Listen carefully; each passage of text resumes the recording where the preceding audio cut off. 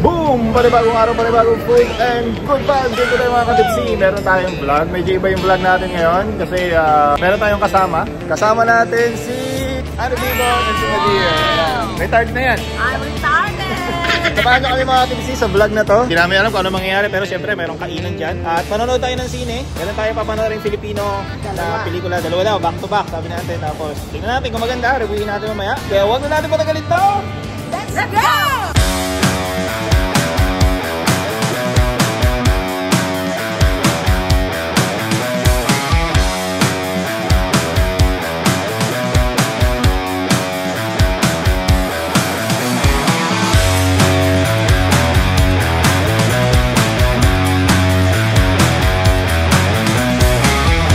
So, papasok na tayo sa Auditorium 11 daw. Ang una natin papanoorin is Kingdom, right? The Kingdom. The Kingdom. Ayan. So, alamin natin kung maganda ba. Husgahan natin. Kami ang kritiko. Yeah. Anong seat number natin pa? 567 naman. H567. Dito 11. Dito tayo sa 11. Ito na yung mga critic.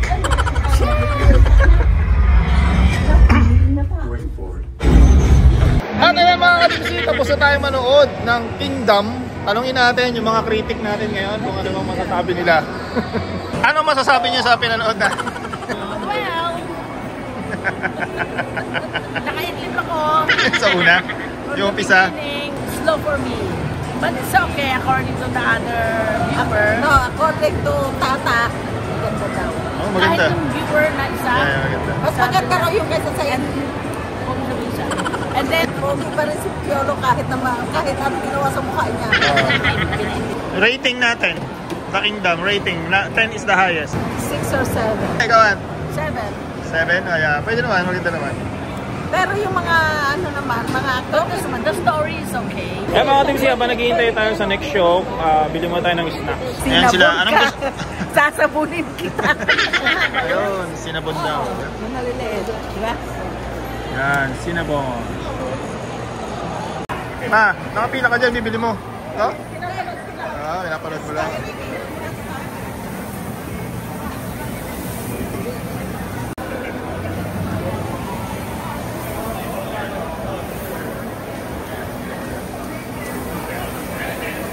At ito na yung stock natin, mga katipsi. Ano sa'yo?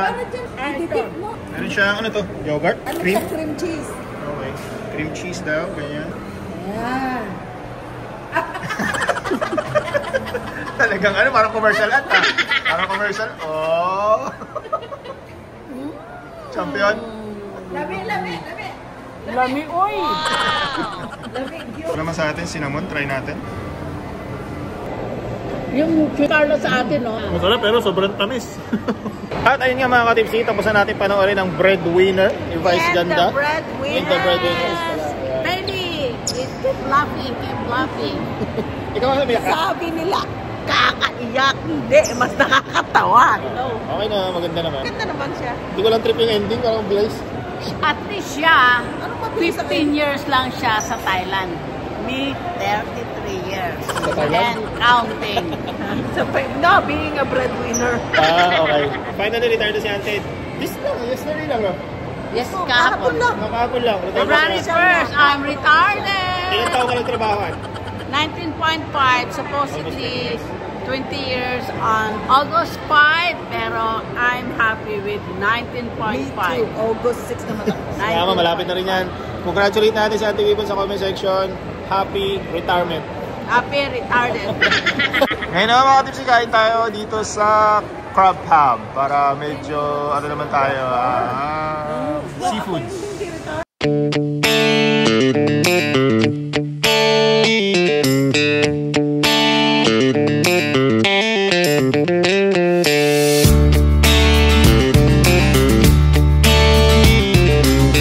Salud po na tayo mga katipsi.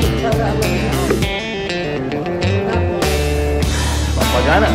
Maraming choices mga katipsi. May combo 1, combo 2, combo 3. Pero dito tayo. At kita magkakasama sa combo 5. Parang meron tayong king crab leg, snow crab leg, crawfish, shrimp, mussels, and clam. Kasama na yan, may corn, potatoes, pork sausage. Siyempre, kanin ng mga Pinay. Hindi mawawala yan.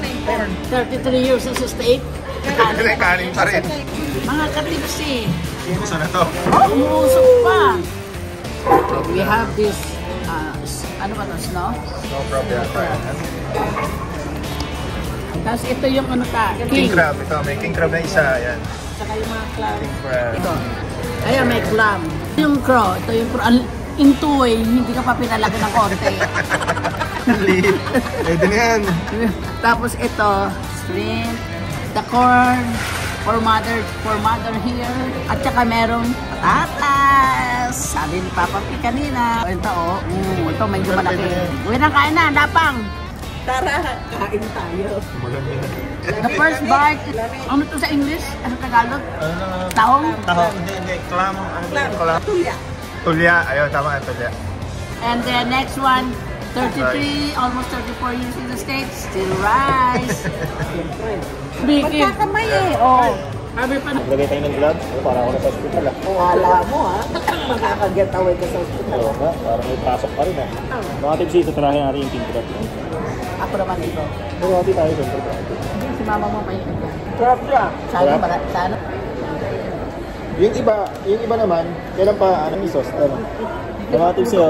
King crab. Champion. Ang fairness, masarap ha.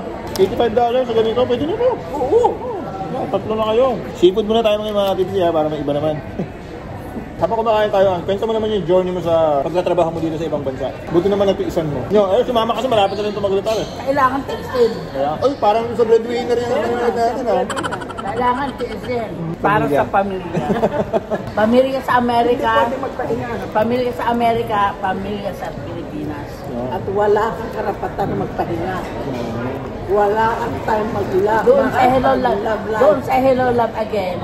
Di ba sabi ko, relate? Yung ginawa niya natulog siya sa kotse. Natutulog din ako sa kotse. Okay. Ang magandang lesson doon kasi pag breadwinner ka, hindi naman ibig sabihin nga naman isa mo lang. Di ba? Siguro mas marami ka ng contribution.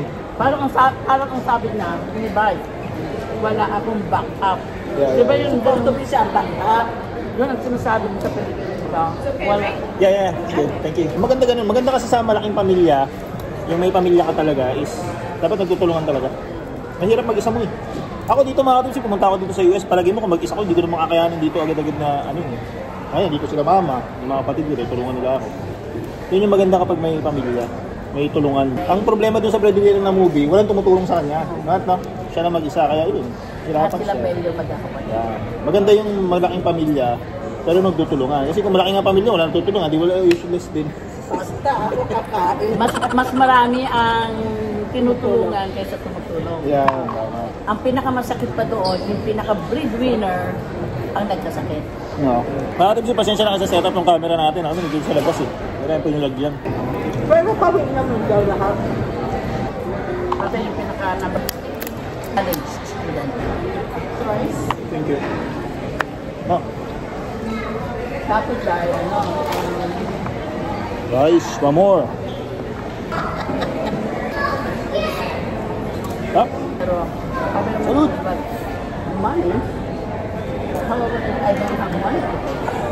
Champion. Ay mga tips dito, basta tayong kumain, ito yung bill natin. Sa mga nagtatanong sa comment section kung ilan yung tinitip namin pag kumakain, ito, ngayon ang tinip lang namin is 15% kasi tatlo lang naman kami. Pero pag apat kami mga tips, usually tinitip namin 20%. Ilan tinitip mo usually pag dalawa kayo lang kayo na Uncle Chris kumakain? Depende, but bihira akong sundin ko yung mga yan. Dahil dalawa lang kami. Yun, sa mga nagtatanong mga tips yan, ganun mga tip namin, 15, 20%. Ganun. Kasi lagi pag kumakain kami, family kami. 3, 4, ganyan. Pero pag dalawa lang kayo, kahit 10% lang, okay naman. Tsaka depende rin sa restaurant yun. Pag siniserve, tulad nito, siniserve, di ba dinadala sa atin? Titip ka dyan, mga 10, 15, ganyan, 20. Pero yung mga fast food, for example, na ikaw naman kukuha ng pagkain, ikaw magdadala, kahit na maliit lang yun, okay lang.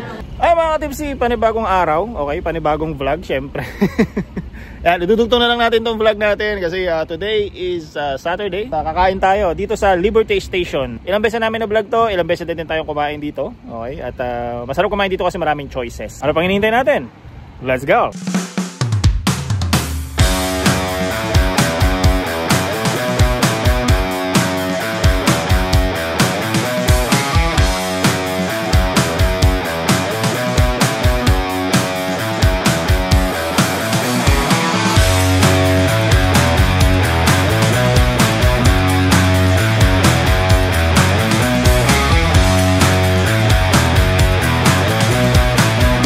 mga tipsy, may na-meet tayo dito na isang nanonood din sa vlog natin, si Sir Michael. Si Michael, ayan. Oh, nice meeting you. Nalaman niya daw tong Liberty Station dahil dun sa vlog natin. Kasi vlog natin dito. There's so many of the vlogs na.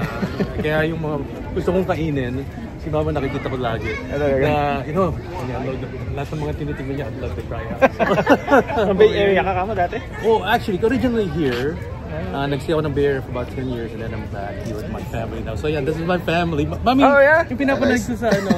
Ay, family niya. Yeah. Si Madir, nandito din. Yeah, so that's to all girls. Thank you so much. Michael. Oh, may aso pala. Hindi ka napansin. Thank you. Thank you. Ingat. I'll see you around. See you around. Na-vlog na kasi natin ito dati mga ka-tipsy, pero maiksi ko lang na upload eh. Kaya ngayon medyo habaan natin. Tara, pasok tayo. Let's go. Amen, no?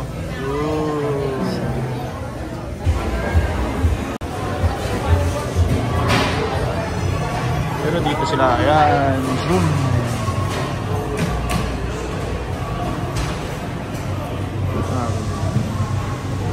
Naka-order na tayo mga ka-tipsy. Hintay na natin 5 minutes daw. Kumain na kasi kami dito dati. Dapat i-upload ko as shorts. Kaso nabura ko yung files. Eh, babalik tayo. Nagustuhan ko kasi yan, yung barbecue place na yan. Masarap yung mga meat nila dyan. Meron silang pulled pork, meron silang brisket, meron silang pulled pork, tapos meron din silang chicken. Ang in-order ko yung 2 meat 2 sides. So pipili ka kung anong meat ang gusto mo. Kinuha natin is yung brisket at saka yung pulled pork. Pwede yung chicken kung gusto mo chicken. Ayan, so dyan tayo umorder. Sa mess hall siya. Dyan sa mess hall, pagpapasok ka. Tapos may bar din siya dito sa tabi. Ayan. Pwede ka na rin kumain dito.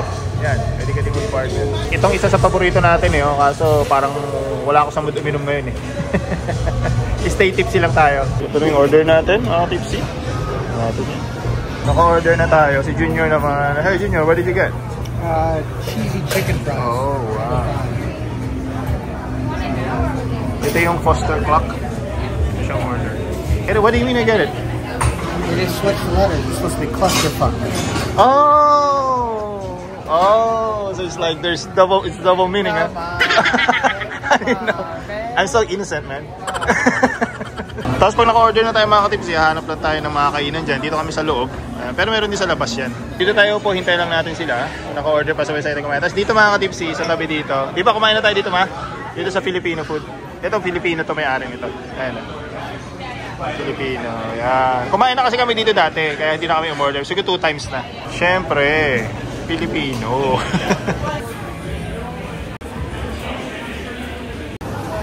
Ayan siya, doon. Okay.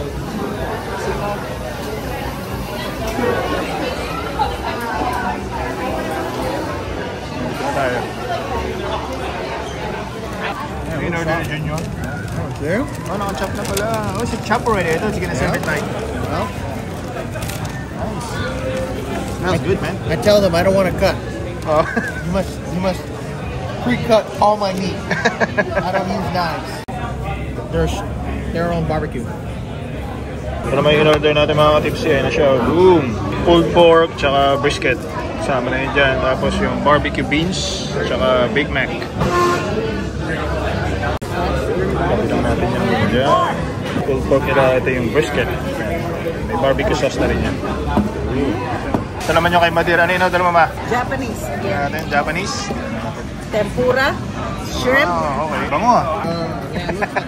Chicken fried rice. Japanese chicken fried rice. Ganda o ng presentation. Look at the way it look nice. That is pretty fancy.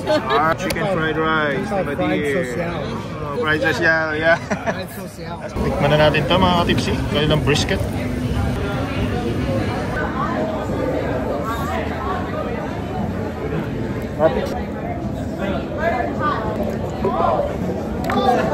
Sobrang lami. Usok-usok pa nga. Akala ko yung chicken nandito na. Yung pala ulam ang chicken. Okay. Oh, wow. Exaggerated. Ayan, inita ka tuloy. Ayan. Lami ba, lami? O hapdi? Hapdi? Flavorful tong pulled pork nila mga katipsi, pati tong beef brisket. Yung meat is lean and tender. Hindi ko alam kung anong mga seasoning ang dinagdag nila dito kasi nga palagi ko homemade to, pero nakatataka. Mabilis yung service, masarap yung food, and affordable. Gusto ko rin yung homemade sauce nila, both sa meat at dito sa barbecue beans. Kung may time kayo mga katipsi, mga nandito sa San Diego, gustong sumubok ng iba't ibang pagkain, bisita kayo dito sa Liberty Station Public Market. Isang maganda dito sa San Diego na nagustuhan ko mula nung dumating ako dito is napansin ko napaka-diverse ng pagkain. Ang daming choices at ang daming magagaling magluto kasi halos lahat yata na napuntahan naming restaurant, lahat na natikmang pagkain dito, masasarap. Siguro kasi napaka-competitive ng lugar na to. Napaka-disiplinado, medyo mataas nga lang ang cost of living. Pero kung pagdating sa pagkain naman na pag-uusapan is sulit na sulit, nakatataka. Ay, tapos na tayo kumain mga katipsi, pauwi na tayo. Ano ba, kamusta naman yung food mo? Masarap naman? Oo. Masarap. Tsaka maganda dito mga katipsi, maraming choices. Maraming pagkain na pwedeng pagpilian sa loob. May Filipino food, American food, Japanese food, Chinese food, Thai food. Yan, maraming choices. Tapos, may park din dito mga katipsi. Ay mga katipsi, oh, yan, may mga park dyan. Pwede kang tumambay dyan, pwede kang kumain dyan. Pati dun sa kabila, dun. Ayun na dun, may park dun eh. Dami nagpipiknik dito eh. Pamilya nyo, weekend, dali nyo dito. Ayun, lamig. Lamig lang yun, no? Diba? Ayan, yung park nila. Pwede ka dyan maglatag. Ay, iba naglalatag lang doon.